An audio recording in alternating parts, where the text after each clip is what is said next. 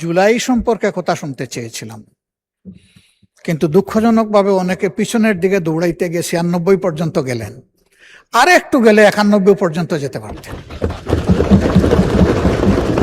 96তে থেমে গেলেন কেন? 96 এর ব্যাখ্যা দিয়েছেন চমৎকার ভাবে, যে 96 একসাথে আমরা জোট করি নাই, জোট হয়েছে বিএনপির সাথে, এর বাইরে কারো সাথে এর আগে আমাদের জোট ছিল না। যদি বলা হয় এটা 1 থেকে 100 পর্যন্ত পুরাটা মিথ্যা। এটা ইতিহাস জানার কমতি, এটা রাজনীতিতে অনভিজ্ঞতা।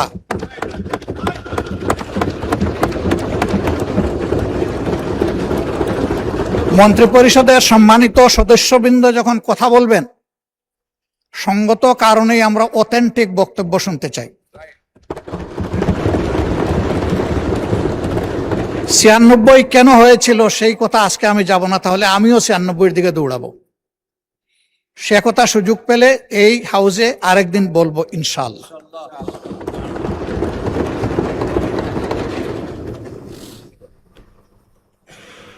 আমার আরেকজন মাননীয় প্রতিমন্ত্রী তিনি বলেছেন, আমি বুঝেছি এটা এনসিপির দিকে ইঙ্গিত করে বলেছেন, যে তারা তো তখন ছিলেন, তখন কি করেছেন তারা, বা আরো কিছু করতে পারতেন কিনা। আমি ওই দোষাদোষিতে যেতে চাই না। এই ব্যাপারে এনসিপির আহ্বায়ক বক্তব্য রেখেছেন এবং চমৎকার করে বলেছেন যে আমরা এটা করেছি ওইটা করেছি, আরো করা দরকার ছিল, আমরা পারি নাই, এখন আপনারা করেন। এটাই হওয়া উচিত। আমি গিয়েছিলাম ব্যাংককের হাসপাতালে পঙ্গু জুলাই যোদ্ধাদেরকে দেখতে। আমি সবার সাথে কথা না বলতে পারলেও অনেকের সাথে কথা বলেছি। আমি জানতে পেরেছি তাদের যাদেরকেই পাঠানো হয়েছে চিকিৎসার জন্য, এইটা সদ্য সাবেক সরকারের সময়ই পাঠানো হয়েছে,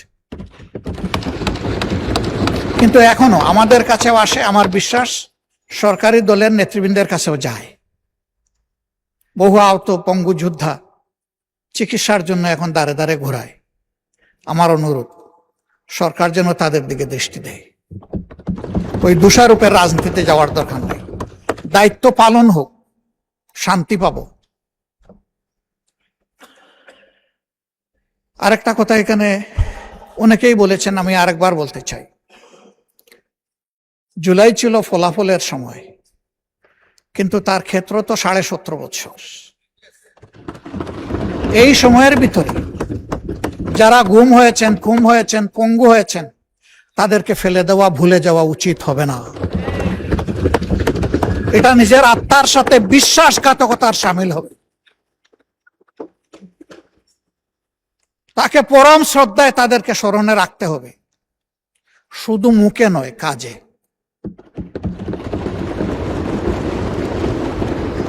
অন্তর্বর্তীকালীন সরকার জুলাইকে বিবেচনায় নিয়ে কিছু লোককে, কিছু পরিবারকে পাশে দাঁড়ানোর সিদ্ধান্ত নিয়েছে। আমি আগেও বলেছি, এখনো অনুরোধ করব, যাদের তিলে তিলে স্যাক্রিফাইসের কারণে এই জুলাই সফল হয়েছিল, তাদের জন্য অনুরূপ সমান ব্যবস্থা করা হোক। এতে যদি এখানকার সংসদ সদস্যদের তাদের কোনো ফ্যাসিলিটি কার্টেল করে ওইটা করতে হয়, আমি প্রথমে আমারটা অফার করছি। যাদের কারণে আজকের এই সংসদ, তাদের প্রতি আমাদের অবশ্যই দায়বদ্ধতা রয়েছে। এ দায় পরিশোধ করতেই হবে, এর কোনো বিকল্প নেই। শুধু জুলাইয়ের পঙ্গু নয়, সেই সময়ের পঙ্গুরা, আহতরা, গুলিবিদ্ধরা, যারা এখনো পিলেট আর বুলেট নিজের বডিতে নিয়ে তারা ঘুরাচ্ছেন, দিনরাত যন্ত্রণায় কাতরাচ্ছেন, কারো ঘাড়ে, কারো কোমরে, কারো বুকে, এগুলা সাক্ষী আমরা সবাই। তাদের প্রতি আমাদেরকে অ্যাটেনশন দিতে হবে। তাহলে আগামীতে এই দেশে বেশি বেশি করে বীর জন্ম নেবে ইনশাআল্লাহ।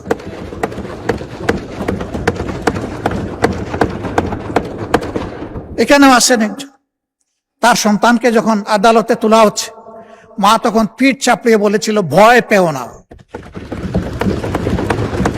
সেই মারা এগিয়ে আসবে।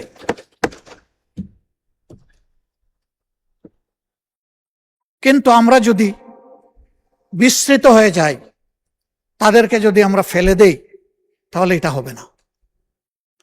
আমি দুইটা প্রতিষ্ঠানের প্রতি মাননীয় প্রধানমন্ত্রীর একান্ত উদ্যোগ কামনা করছি। একটা হলো, মেহেরবানি করে এই জুলাই জাদুঘরটা খুলে দেন। যদি কিছু কাজ বাকিও থাকে তাও খুলে দেন।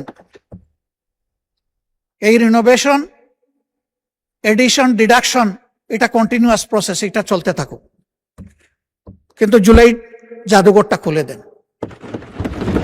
আপনি উদ্বোধন করবেন, আমাদেরকে দাওয়াত দিলে আমরাও আপনার পাশে থাকব। জুলাই ফাউন্ডেশন, এটা জুলাই যোদ্ধাদেরকে সাপোর্ট দেওয়ার জন্য, সম্মান দেখানোর জন্য একটা ফাউন্ডেশন হয়েছে। আমি ব্যতীত শুনে, যদি এটা সঠিক হয়ে থাকে, এই ফাউন্ডেশনের কর্মচারী কর্মকর্তারা গত 5 মাস ধরে তারা কোনো বেতন পান না। আমি এটা জানি না ভাই, আমি যেটা জানি না সেটা আমি বলবো কিভাবে? আমার একান্ত অনুরোধ, সরকার এই প্রতিষ্ঠানটাকে যেন আরো প্রাণবন্ত করে তোলে। ওই একই, এখানেও বীর জন্ম নিবে বেশি করে ইনশাআল্লাহ। এরপরে আমার অনুরোধ, যাদের বিচারের কথা বলা হয়েছে, তাদের বিচারে কেউ যদি গড়িমসি করে, হাসরের দিন আমি তাদের বিরুদ্ধে বাদী হব। এখানে আমি যে মুখগুলা দেখতে পাচ্ছি, অনেকে একসাথে আমরা জেলে ছিলাম, আমাকে নিলে একটু বেশি আদর করতো, দীর্ঘ সময় রাখতো, সহজে ছাড়তো না আমাকে। আমার বন্ধুরা অনেকে আমার পরে যেত, আগে চলে আসতো। তা আমাকে বেশি সময় কেন রাখতো এটা তারা ভালো জানে। তবে আমরা যারা জেলে বন্দী ছিলাম, শরীরটা জেলের ভিতরে ছিল, মনটা আমাদের বাইরে ছিল। এই জুলাই যোদ্ধাদের পাশাপাশি 17 বছরের বিচারের ব্যাপারে কোনো গড়িমসি এই জাতি আসলেই সহ্য করবে না। এই ট্রমা বহন করার শক্তি এই জাতির নাই। বিচার হতেই হবে। তবে অবশ্যই এটাও বলবো, কারো উপর যেন অবিচার করা না হয়, বিচারটা যেন ন্যায় বিচারই হয়।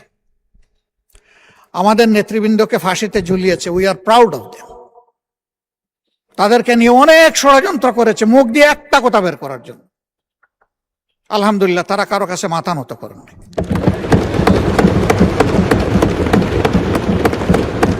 ফাঁসির তক্তার উপর দাঁড়িয়ে তারা বিজয়ের গান শুনিয়ে গেছেন আমাদেরকে। তারা শক্তি এবং সাহস আমাদেরকে দিয়ে গেছে, আমরা তাদেরকে নিয়ে গর্বিত। তারা আমাদের সম্পদ, আমি বিশ্বাস করি তারা জাতিরও সম্পদ।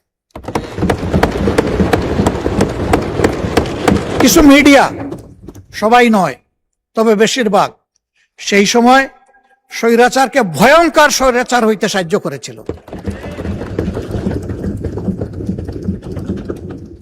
তাদের ব্যাপারে কি পদক্ষেপ আগেই বা নেওয়া হলো, এখনো বা নেওয়া হচ্ছে, আমরা কিছুই বুঝতে পারছি না। বরঞ্চ তারা এখন আবার পানি গুলা করার জন্য ময়দানে নেমে পড়েছে। তারা রাষ্ট্রদ্রোহী কথাবার্তা বলছে, কিন্তু এই সমস্ত বিষয়ে অ্যাটেনশন দেওয়া হচ্ছে না। কোন শক্তির বলে তারা এটা করে, আমরা জানতে চাই সরকারের কাছে। তার ব্যাপারে দুর্বলতাটা কোথায়, এটা জাতির সামনে খুলাসা করতে হবে। বর্ডারে সুড়সুড়ি দেওয়া হচ্ছে, সরকার এখন পর্যন্ত এই ব্যাপারে কিছুই বলেননি। আমরা আমাদের অবস্থান থেকে যতটুকু সম্ভব আমরা বলেছি। আমরা পরিষ্কার বলতে চাই, এটি একটি স্বাধীন দেশ। এই দেশের প্রত্যেকটি বালুকণার আমরা পাহারাদারি করব ইনশাআল্লাহ।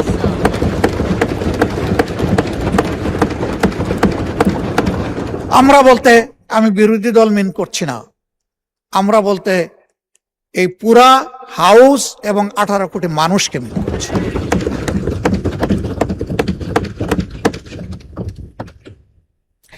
মাননীয় স্পিকারকে ধন্যবাদ জানাই।